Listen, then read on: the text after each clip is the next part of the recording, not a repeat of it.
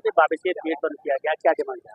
देखिए, ये बाबा सैयद गेट पिछले काफ़ी दिनों से ये बंद किया जा रहा है रेगुलर, लेकिन अभी तक इंतज़ामिया के कानों पे जूं तक नहीं रेंग रही है। और ये इसलिए बंद किया जा रहा है कि बच्चों ने एग्ज़ाम्स दे दिए लेकिन इनके रिज़ल्ट नहीं दिए जा रहे हैं। और ये इंतज़ामिया का बहुत बड़ा फेलियर है कि आप किसी भी स्टूडेंट का अटेंडेंस की वजह से एग्ज़ाम देने के बाद आप उसे डिटेन कर रहे हैं, ये नहीं हो सकता ना।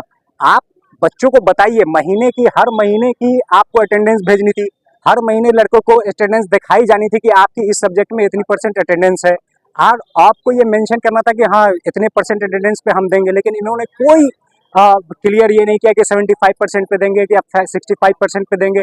इन्होंने किसी तरह की कोई नोटिफिकेशन नहीं लगाई, और इन्होंने उन लोगों को जो कमज़ोर हैं, जो सीधे साधे छात्र हैं, उनके साथ जुल्म किया जा रहा है। उनसे एग्जाम, कई सारे बच्चे ऐसे हैं जिनका प्लेसमेंट हो चुका है, फाइनल ईयर के बच्चे, इनके फ्यूचर के साथ खिलवाड़ किया जा रहा है।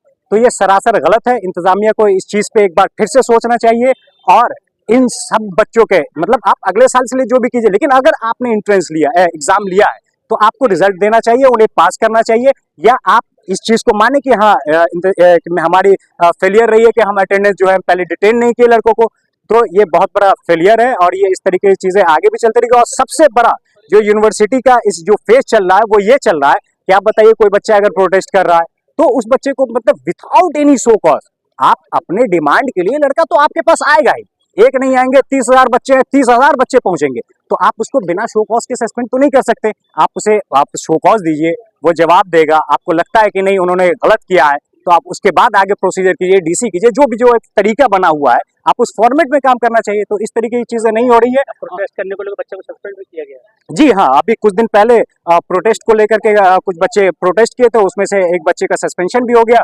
और उस बच्चे का कहना है कि मतलब जो है उनको किसी तरह की कोई नोटिफिकेशन, कोई शो कॉज नोटिस, किसी तरह की, ये तो मतलब गलत है। अगर कोई स्टूडेंट है, पढ़ा लिखा स्टूडेंट है, तो आप एक बार कोई जवाब मांगेंगे ना कि मतलब आपने ऐसा किया है, नहीं किया है, कोई भी चीज़ आप डीसी कीजिए, जो प्रोसेस है आप उसको फॉलो कीजिए।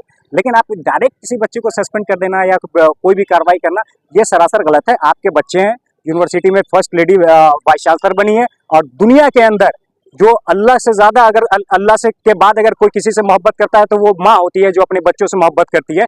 लेकिन यहाँ पे डायरेक्ट वाइस चांसलर मैडम ने जो सस्पेंशन किया है, ये गलत किया है। इसके लिए फिर से उन्हें सोचना चाहिए।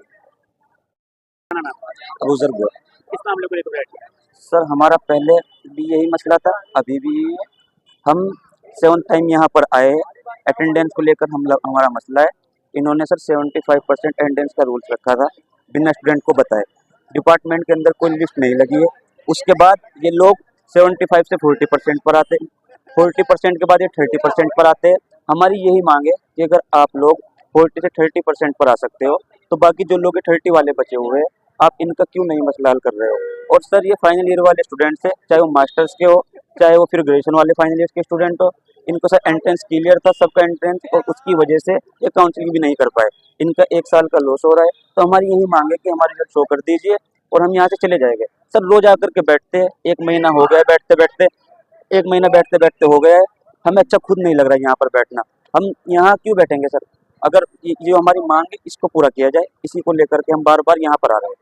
कई बार आपकी मीटिंग रही, हाँ, मीटिंग रहती है हमारी, लेकिन उसका कोई सोल्यूशन निकल करके नहीं आता। हर बार मीटिंग में हम यही बात रखते हैं कि अगर आपको 75% अटेंडेंस करनी थी, तो आप हर मंथ की डिपार्टमेंट के अंदर लिस्ट लगाते, और हर महीने लिस्ट लगाने के बाद आप लोग फिर 75% रूल्स जो रहते हैं उस पर रहिए।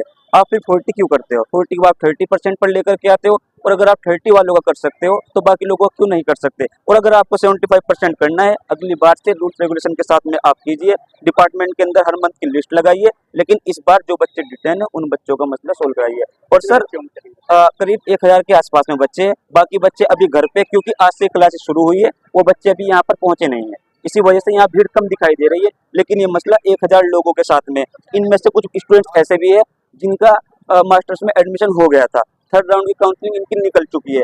एक बच्चा एक एंट्रेंस के लिए 3 मंथ प्रिपरेशन करता है, इनका 1 ईयर लॉस है। अब ये लोग हमारी बात बिल्कुल सुनने को तैयार नहीं है। हम पहले कंट्रोलर जा रहे थे पिछले 3 दिन से, आज यहाँ पर इस वजह से आए हैं, इन्होंने कंट्रोलर के सारे गेट बंद कर दिए। बाबा सैयद गेट बंद करना हमारी मजबूरी है। हमें अच्छा खुद को नहीं लग रहा है कि हम कोई गेट बंद करके लोगों को परेशान करना चाह रहे हैं। ये हमारा बिल्कुल इरादा नहीं है। गेट हमको इस वजह से बंद करना पड़ा।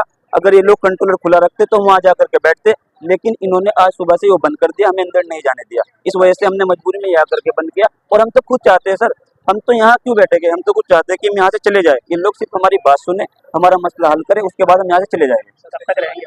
सर जब तक हमारी बात नहीं सुनी जाती, हम लोग यहाँ पर बैठे और इसी मांग के साथ में बैठे कि आप हमारा मसला सोल्व कीजिए।